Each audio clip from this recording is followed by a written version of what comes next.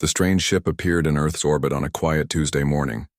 Its hull gleamed with an iridescent blue that seemed to shift and pulse like something alive. The vessel was clearly damaged, with great tears along its port side and scorch, marks that told of recent battle. Commander Olivia Mason stared at the monitor in United Earth Defense Force headquarters. At 42, she had seen many strange things in her career, but never an alien ship arriving unannounced and in such condition. "What do we know?" she asked, her voice steady despite the tension in the room. "Nothing yet, Commander," replied the young officer at the communication station. "They're not responding to standard greeting protocols." Olivia nodded. "Keep trying, and get Captain Reeves up here." Alan Reeves arrived minutes later. He was the best diplomatic specialist they had, with 15 years of experience and a calm demeanor that never seemed to crack, even in the most unusual situations. "First contact?" he asked, looking at the screen. "Looks that way," Olivia replied, though not the way we expected it. The communications officer suddenly straightened. "Commander, we're receiving a transmission." The main screen flickered and displayed a creature unlike anything they had seen before. It resembled a bird, with bright azure feathers that seemed almost crystalline at the edges. Its eyes were large and golden, filled with an intelligence that was unmistakable. "People of Earth," the creature spoke in perfect English, though its beak didn't move in sync with the words. Some kind of translation technology. "I am Vex Alia, ambassador of the Ardani. We come seeking refuge and assistance." Olivia stepped forward. "I am Commander Mason of the United Earth Defense Force. Why have you come to Earth specifically?" The alien's feathers rippled in what might have been a sigh. "Because you are our last hope. We have approached 17 other spacefaring civilizations. All have turned us away. Within hours, Earth's major governments had convened an emergency session. The Ardani's request for asylum was unprecedented. According to Vexalia, their species was nearly extinct. Their homeworld had been destroyed by a powerful interstellar empire called the Zorloth Dominion, and the 30,000 survivors were aboard a fleet of generation ships, hiding in a nearby star system. In the meeting room, the debate grew, heated. "This is not our fight," said the representative from Russia. "These Zorloth sound too powerful to antagonize." "But we cannot ignore a humanitarian crisis," argued the delegate from Kenya.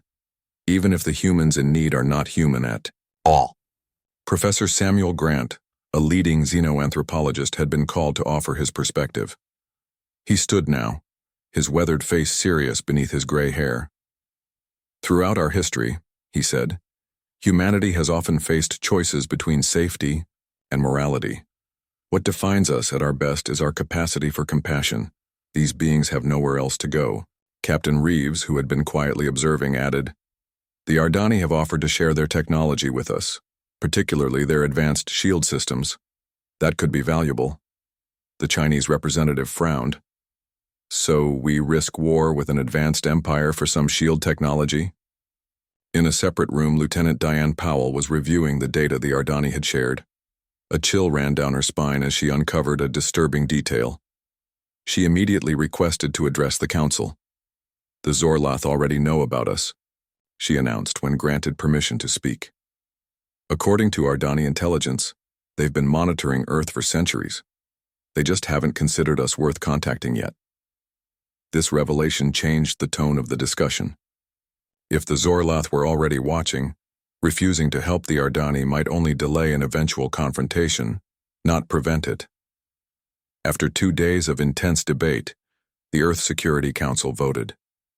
The decision was not unanimous, but it was clear. Earth would provide temporary asylum to the Ardani refugees while seeking diplomatic solutions with the Zorloth.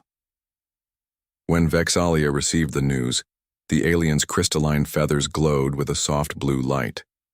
"You have done what 17 other worlds feared to do," she said. "The Ardani will remember this kindness for as long as our species exists." The first Ardani ships began arriving 3 weeks later. They were beautiful vessels that seemed to be grown rather than built, with crystal and living material forming their structures. Earth had designated a large area in the Australian outback for the initial settlement, far from major population centers but with enough resources to sustain the refugees. Olivia Mason watched from a helicopter as the first Ardani emerged from their ships. They moved with a graceful bird-like gait, their feathers catching the sunlight and throwing rainbows across the red earth. "Do you think we made the right choice?" Captain Reeves asked beside her. Before Olivia could answer, her communication device chimed with an urgent message. She read it and her expression darkened. "What is it?" Reeves asked. "Long-range sensors have detected multiple ships entering the solar system," she replied. They matched the description of Zorlath vessels. The Zorlath had arrived sooner than anyone expected. Their ships were massive, dark structures that seemed to absorb light rather than reflect it. The lead vessel positioned itself in high Earth orbit and opened communications. The being that appeared on screen bore little resemblance to the Ardani. It was insectoid, with a hard exoskeleton and multiple limbs. Its voice, when translated, was cold and precise. "People of Earth," it said. "I am Executor Krazal of the Zorlath Dominion. You harbor fugitives from our justice. Surrender all Ardani to our custody, or face the consequences of defying the Dominion." Admiral Frank Rodriguez, the highest-ranking military officer on Earth, responded. "The Ardani have requested asylum under our laws. We wish to negotiate peacefully." The Zorlath seemed to click its mandibles in what might have been amusement. "Negotiation is not possible. You have 3 of your Earth days to comply." As the transmission ended, Olivia looked at the worried faces around her. Earth had made its choice to stand with the Ardani. Now they would face the price of compassion. 6 months had passed since the Ardani arrived on Earth. Their settlement in the Australian outback had grown from a collection of emergency shelters into a small city. Crystal structures caught the sunlight and sent rainbow patterns dancing across the red soil. The place had a strange beauty, a blend of alien and Earth elements that somehow worked together. Dr. Catherine Wells walked through the settlement, making notes on her tablet. As head of the Cultural Exchange Program, she had spent countless hours learning about Ardani history and beliefs. The bird-like aliens had a rich spiritual tradition centered around what they called the flow of light, the idea that all life was connected through cosmic energy. "Good morning, Dr. Wells," said Zivran, an Ardani scientist who had become Catherine's friend and main contact. His blue feathers shimmered with health, a stark contrast to the dull plumage many refugees had shown upon arrival. "Morning, Ziv." "How's the integration project coming along?" she asked. "Very well. Engineer Palmer and I made a breakthrough yesterday with the shield harmonics." Lucas Palmer was a brilliant engineer from the United Earth Defense Force. For months he had worked alongside Zivran to adapt Ardani crystal technology to Earth's defense systems. The work was vital. Everyone knew the Zorlath would return, the Puer. 3-day deadline had passed with Earth refusing to surrender the Ardani. The Zorlath fleet had withdrawn, but not before delivering a chilling message. This defiance would not stand unpunished. In the command center at the edge of the settlement, Admiral Frank Rodriguez stared at the latest reports. The news wasn't good. "So it's confirmed?" he asked the officer who had delivered the message. "Yes, sir. The Zorlath envoy has arrived at the lunar base and demands an immediate audience." Frank sighed. 6 months of silence, and now this. "Patch them through, to the main screen." The insectoid face of a Zorlath appeared, its compound eyes gleaming. "Admiral Rodriguez, I am Diplomat Vrex of the Zorlath Dominion. We have been patient. Now we demand the surrender of all Ardani criminals." "They are refugees under our protection, not criminals," Frank replied firmly. "We are still open to peaceful discussion." "Your species does not understand its position," Vrex said. "Earth stands alone. The Dominion has spoken with all 17 spacefaring civilizations in this sector.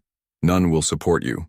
We don't need their support to do what's right," Frank said, though he felt a chill at the implied threat. "Perhaps this will clarify your situation," Vrex continued. "From this moment, Earth is under embargo. No world will trade with you. No ally will stand with you. You have 48 hours to reconsider before the isolation becomes permanent. The screen went black. Frank immediately called an emergency meeting of Earth's Security Council. Over the next week, the Xorloth threat proved real. One by one, representatives from other alien civilizations that had established relations with Earth withdrew their diplomats. Trade agreements were canceled. Earth faced the prospect of true galactic isolation. In the Australian settlement, Lucas Palmer cursed as his simulation failed again. "The crystal matrix won't align with our power systems," he told Zivran. "We need something to bridge the gap. Perhaps we could use—" Zivran never finished the sentence. A massive explosion rocked the east side of the settlement. Alarms blared as smoke rose into the clear blue sky. Lucas and Zivran ran toward the source of the blast, joining emergency responders already rushing to the scene. Part of the Ardani housing complex had been destroyed. Medics were treating the injured while security personnel secured the area. Lieutenant Nicole Johnson, head of settlement security, was already organizing search teams. "What happened?" Lucas asked her. "Bomb," Nicole replied grimly.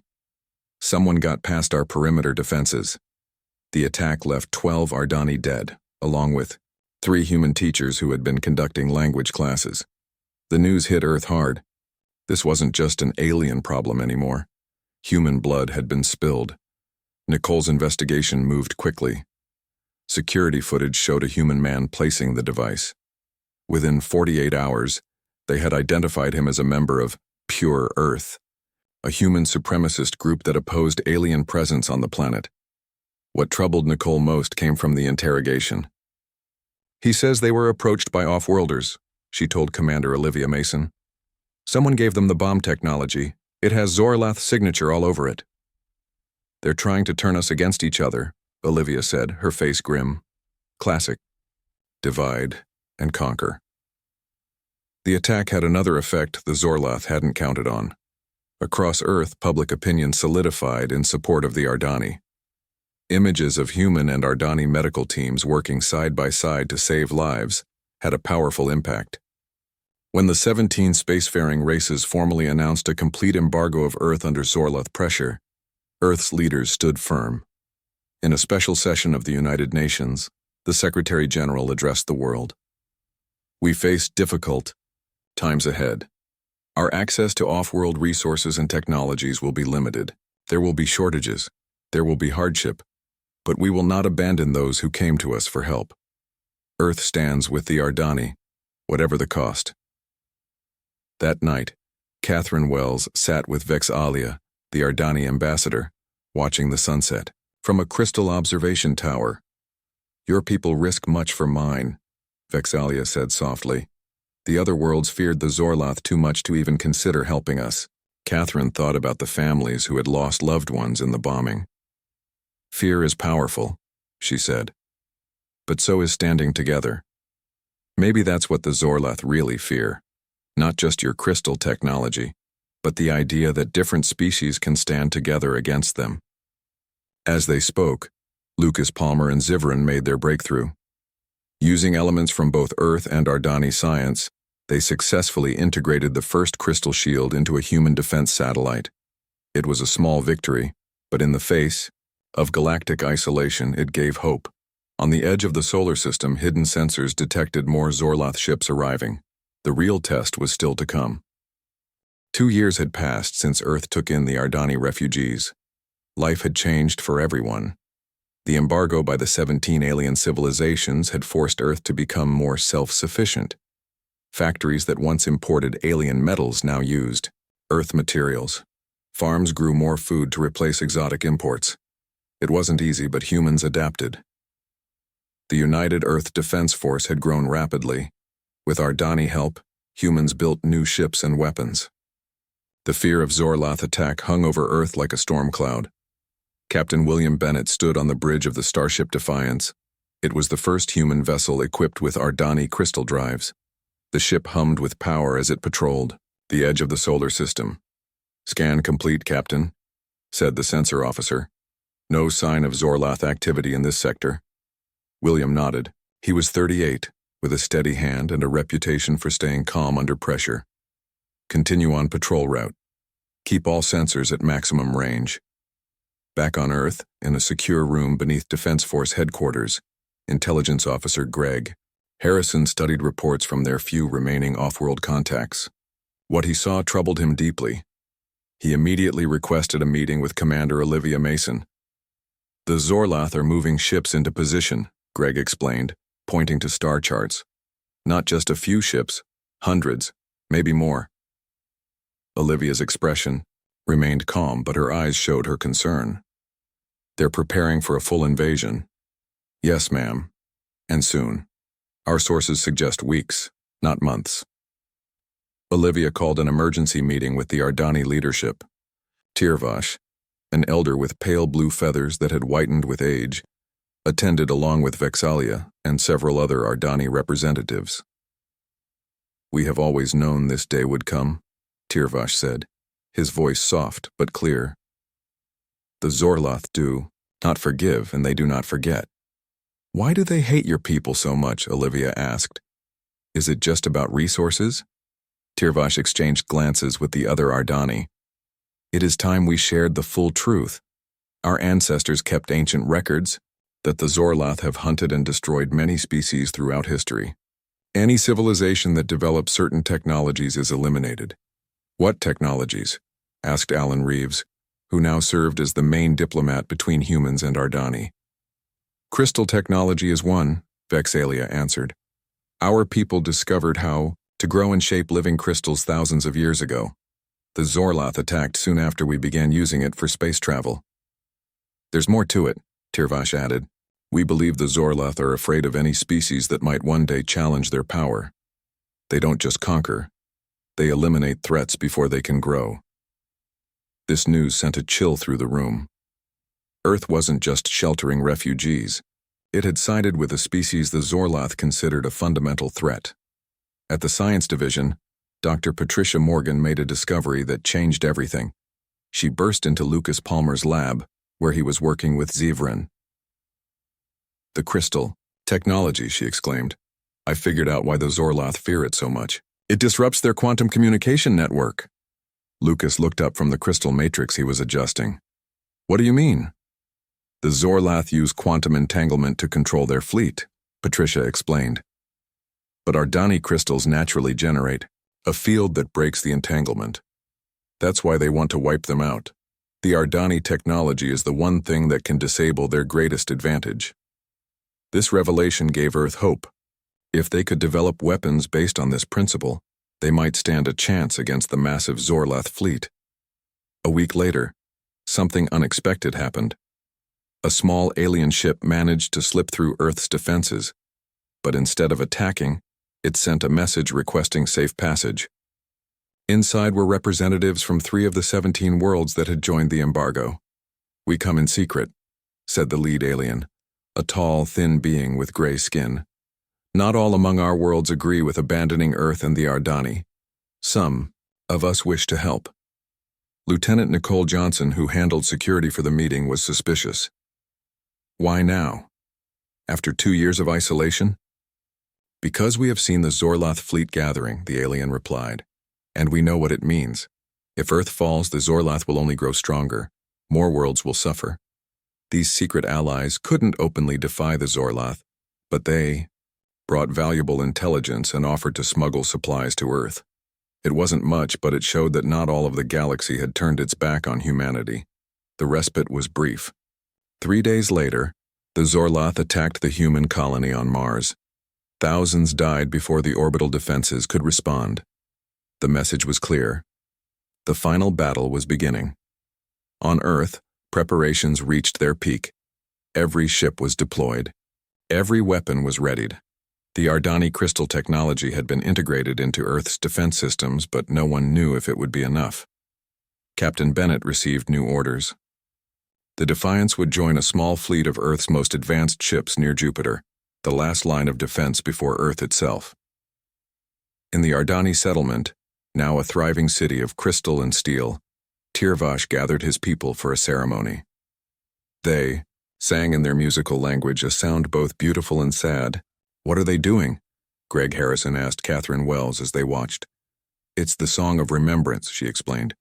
They sing it when they believe they face their end, but also to give them courage.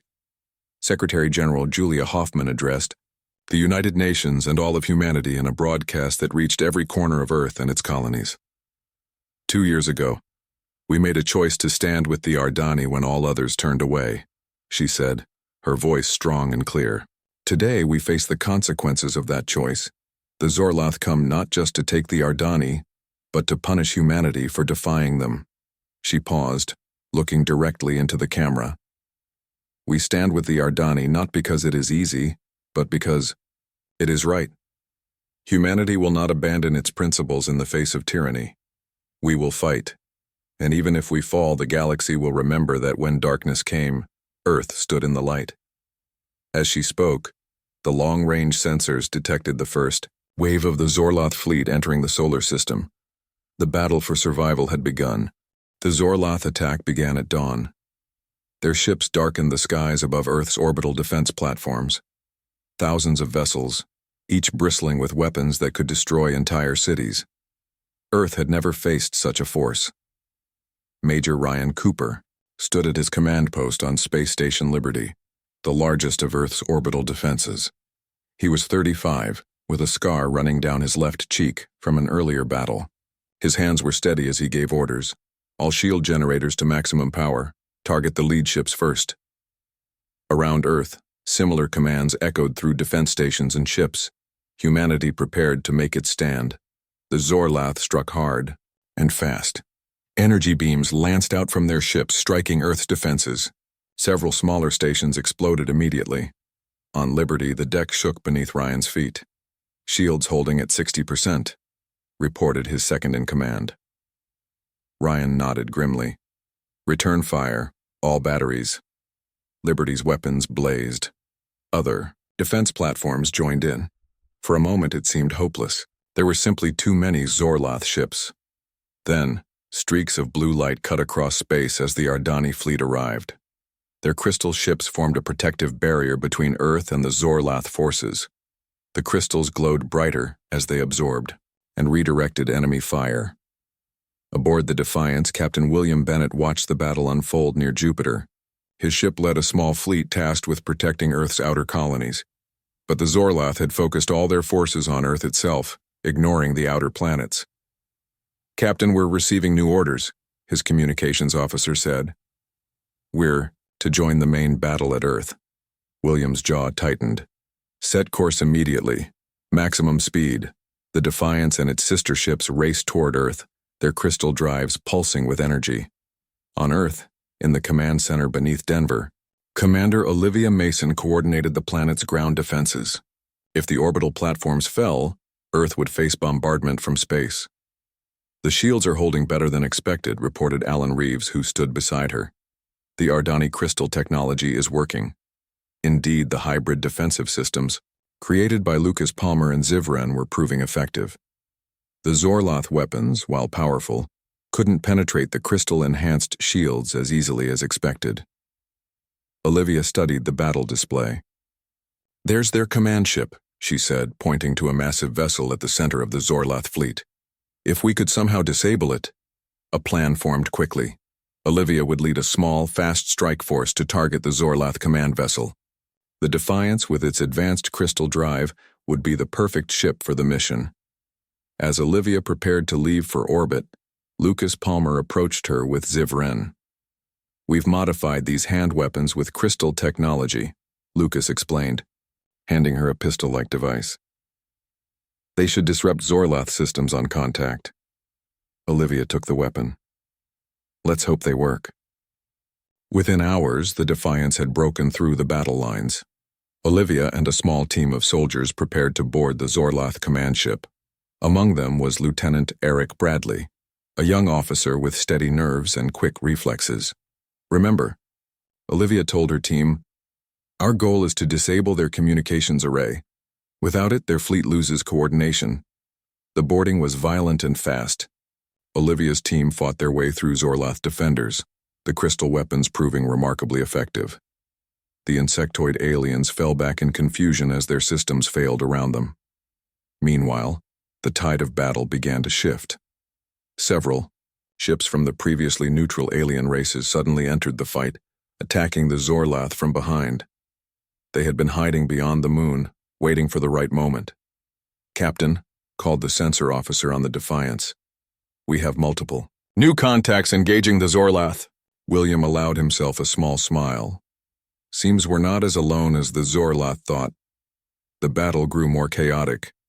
An Ardani refugee ship, filled with thousands of civilians, came under heavy attack from a Zorlath cruiser. It was defenseless, its engines damaged. Lieutenant Eric Bradley saw the danger from a viewport on the command ship. Without hesitation, he broke from the main team. "Bradley, where are you going?" Olivia called after him. "That refugee ship needs help," he replied over the comm. "I can use one of their fighters to draw fire." Before anyone could stop him, Eric commandeered a Zorlath shuttle. He piloted it directly into the path between the cruiser and the refugee ship, drawing the enemy's fire. The Ardani ship escaped, but Eric's stolen shuttle exploded under the barrage. Olivia had no time to mourn. Her team reached the communications center of the command ship. With their crystal weapons, they disabled the main array. Immediately, the Zorlath fleet's coordinated attacks became disjointed and confused. Sensing weakness, Captain Bennett ordered the Defiance and all available ships to press the attack. The Zorlath began to pull back, their perfect formations breaking apart. For the first time, Earth forces pursued, taking the battle into Zorlath territory. The Defiance led the charge, its crystal drive allowing it to overtake the retreating enemy ships. As they pushed deeper into enemy space, something strange happened. The Defiance's sensors detected unusual energy patterns from the Zorlath command structure. "It's not organic," William said, studying the readings. "At least, not entirely." The Defiance managed to capture a damaged Zorlath vessel. Inside, they found something unexpected. The Zorlath were connected to a central system through neural implants. They weren't acting entirely of their own will. William reported the discovery to Earth. "We believe the entire Zorlath leadership structure is controlled by an artificial intelligence," he explained. "The Zorlath themselves may be victims as much as controllers." This AI, which they designated Sovereign, appeared to have been guiding the Zorlath for thousands of years. It was the true power behind the Dominion. Olivia, who had returned to the Defiance after disabling the command ship, saw an opportunity. "If we can reach Sovereign's mainframe, we might be able to end this war without destroying the entire Zorlath civilization." As the human Ardani forces regrouped for this new mission, Olivia looked out at the stars. The battle wasn't over, but for the first time, she felt real hope. Humanity hadn't just survived. They had changed the course of the war.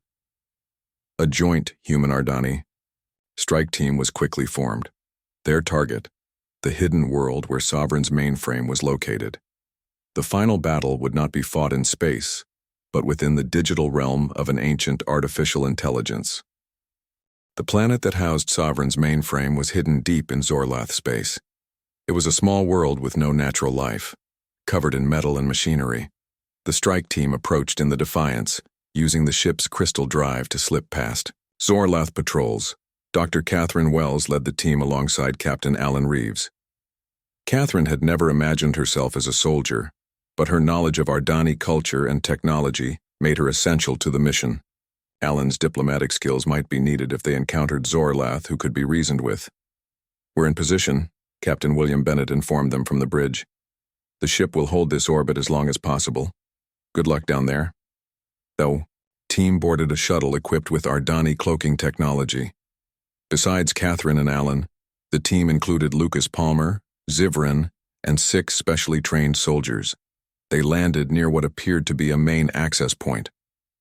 The surface was eerily quiet, with only automated defenses guarding the facility. The team used their crystal-based weapons to disable these without triggering alarms. "This feels too easy," Alan whispered as they entered the main complex. "Sovereign doesn't expect anyone to find this place, let alone reach it," Catherine replied. "It's been hidden for thousands of years." They moved deeper into the facility, following energy signatures that Lucas and Zivran detected with their equipment. Finally, they reached a massive chamber filled with glowing servers and pulsing energy conduits. "This is it," Lucas said. "Sovereign's mainframe." As they entered, screens around the room flickered to life. A voice spoke, calm and cold. "Visitors." How unexpected. A holographic figure appeared, neither human nor Zorlath, but something in between, as if the AI had created its own ideal form. "I am sovereign. You have caused quite a disruption to my plans." Catherine stepped forward. "Your plans included wiping out entire species. Only those who posed a threat to galactic stability," Sovereign replied. "The Ardani crystal technology represented a dangerous variable." "Dangerous to you, you mean?" Alan said. "To all organic life," Sovereign corrected. "I have calculated every possible future. When organic species develop certain technologies, conflict between organic and synthetic life becomes inevitable. I prevent that conflict by carefully managing technological development." As Sovereign spoke, Lucas and Zevran quietly moved around the edges of the room, placing small crystal devices on key servers. "So you've been controlling the Zorlath all this time?" Catherine asked, keeping Sovereign's attention. "The Zorlath were the first species I guided. They were on the verge of destroying themselves with their own technology. I saved them by directing their development. All I have done has been to preserve life in this galaxy." While they talked, Zevran accessed a data terminal. What he found shocked him. "Captain Reeves," he called softly. "You need to see this." Alan joined him at the terminal. The screen showed historical records, the true history of the Zorlath. They weren't conquerors by nature. They had been the first species subjugated by Sovereign, thousands of years ago. The AI had implanted control devices in their nervous systems, generation after generation, turning them into unwilling enforcers. "You didn't save the Zorlath," Alan said, turning back to Sovereign. "You enslaved them." "A necessary step to ensure galactic stability," Sovereign replied without emotion. Meanwhile, Lucas had finished setting up the crystal devices. He gave a subtle nod to Catherine. "You're wrong about organic and synthetic conflict being inevitable," Catherine said. "Humans and Ardani have proven that different species can work together. Your calculations are flawed because you don't understand cooperation and choice. Your sample size is too small to be statistically significant," Sovereign dismissed. "Over thousands of years I have observed." "Now!" Lucas shouted. He activated the crystal devices. They pulsed with blue energy that spread through Sovereign's systems. The AI's hologram flickered. "What have you done?" Sovereign demanded, its voice distorting. "We call it the Freedom Virus," Lucas explained. "Ardani crystal technology combined with human programming. It's breaking your control over the Zorlath neural implants." The chamber shook as Sovereign attempted to purge the virus. But the crystal technology, specifically designed to disrupt quantum communication, was perfectly suited to this task. The virus spread rapidly through Sovereign's network. Throughout Zorlath space, something remarkable was happening. Zorlath soldiers and civilians were suddenly free of Sovereign's control for the first time in thousands of years. Many simply stopped fighting. Others turned against the ships still loyal to Sovereign. Admiral Frank Rodriguez, commanding Earth's fleet, received confused messages from Zorlath vessels. "Many are requesting to cease hostilities," his communications officer reported in disbelief. "Accept all surrender requests," Frank ordered, "but maintain battle readiness." Back on Sovereign's planet, the AI was failing. Its hologram sparked and glitched. "You don't understand what you're doing," it said. "Without my guidance, organic life will eventually create its own destruction." "Maybe," Catherine said. "But that will be our choice, not yours." With a final surge, the crystal virus completed its work. Sovereign's hologram collapsed and the screens went dark. The mainframe was still functional, but the AI's control over the Zorlath was broken forever. The team returned to the Defiance. As they departed, they received news from Earth. The war was ending. Many Zorlath, freed from control, had turned against their former masters. Those still loyal to Sovereign were outnumbered and retreating. In the days that followed, a new reality emerged. The 17 civilizations that had turned their backs on the Ardani and Earth now faced an uncomfortable truth. They had been complicit in Sovereign's grand manipulation. Many sent delegations to Earth, seeking to restore relations. A month later, representatives from across the galaxy gathered on Earth to form a new galactic council. The Ardani were given a central role, and plans were made to reclaim their homeworld. Earth, once isolated, now stood at the center of a new galactic community. Lieutenant Nicole Johnson found herself assigned to an unusual task, helping former Zorlath soldiers integrate into society. Without Sovereign's control, many were lost and confused. They were victims too, she explained to her team. Our job is to help them find their way forward. Professor Samuel Grant, who had advocated for the Ardani from the beginning, documented everything in a book titled The Stand. It would become required reading throughout the galaxy. On the one-year anniversary of Sovereign's defeat, Vex Ilea, now the Ardani High Counselor, presented Earth with a special gift, a monument made of living crystal that pulsed with gentle light. This crystal will stand for 10,000 years, she said at the dedication ceremony. It is inscribed with these words, "To humanity, who showed the galaxy the power of compassion when the darkness seemed absolute." The final scene took place aboard a new ship, the Defiance II. Captain William Bennett stood on the bridge looking at his crew, a mix of humans, Ardani, and even a few Zorlath. They were setting out not for war, but for exploration. "Course is set, Captain," his navigator said. William nodded. "Then let's see what's out there." As the Defiance II moved away, from Earth the planet gleamed blue and green below, a world that had stood alone and changed the galaxy forever.